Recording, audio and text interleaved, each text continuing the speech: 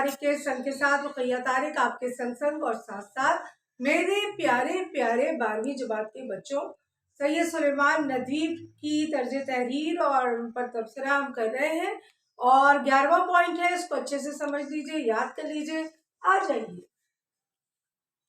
ہم نے ہیڈنگ ڈالی ہے 11ویں پوائنٹ کی کہ آپ کی تحریر اور خطبات مدراس، ٹھیک ہے؟ یہ خطبات آپ اپنے مؤثر انداز بیان اور دلنشیں انداز کی وجہ سے ادبی شہپارہ ہے، ٹھیک ہے؟ ایک بہت خاص اہمیت ہے۔ ایک اگر ہم ادب پر نظر ڈالتے ہیں تو سب سے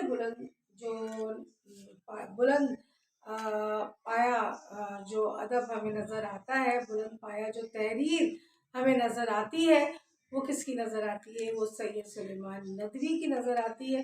اور خطبات مدراس ایک خاص اہمیت رکھتی ہے ادب میں، ٹھیک ہے؟ اور اسلامی ادب میں خاص طور پر ایک خاص اہمیت رکھتی ہے۔ آپ خطبہ مدراس میں فرماتے ہیں، صرف محمد صلی اللہ علیہ وآلہ وسلم تمام دنیا کی قوموں اور قیامت تک کے لیے نمونہ عمل ہے اور قابل تقلید بنا کر بھیجے گئے ہیں۔ اس لیے آپ صلی اللہ علیہ وسلم کی سیرت کو ہر حیثیت سے مکمل و دائمی اور ہمیشہ کے لیے محفوظ رہنے کی ضرورت تھی، اور یہی ختم نبوت کی سب سے بڑی دلیل ہے۔ بے شک حضور اکرم صلی اللہ علیہ وسلم قیامت تک جو ہے وہ نہ صرف ہمارے لیے بلکہ غیر مسلموں کے لیے بھی ایک مشعل راہ ہے، ایک رحمت ہے، اسی لیے آپ کو کہا جاتا ہے رحمت للعالمین۔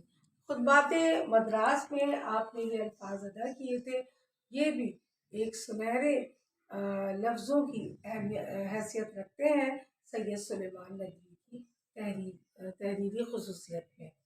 ایک شعر حاضر خدمت ہے آپ لوگوں کے لیے، جس سے یہ پوائنٹ واضح ہو رہا ہے، ٹھیک ہے؟ یاد کر لیجئے۔ خطبہ مدراس کی بڑی علمی اہمیت ہے۔ اب دیکھیں پورا جو ہم نے لکھا ہے وہ ہم نے 2 لائن میں واضح کر دیا ہے، یہ ہوتی ہے شعر کی خصوصیت۔ خطبہ مدراس کی بڑی علمی اہمیت ہے، خطبہ مدراس کی بڑی علمی اہمیت ہے، ندوی کی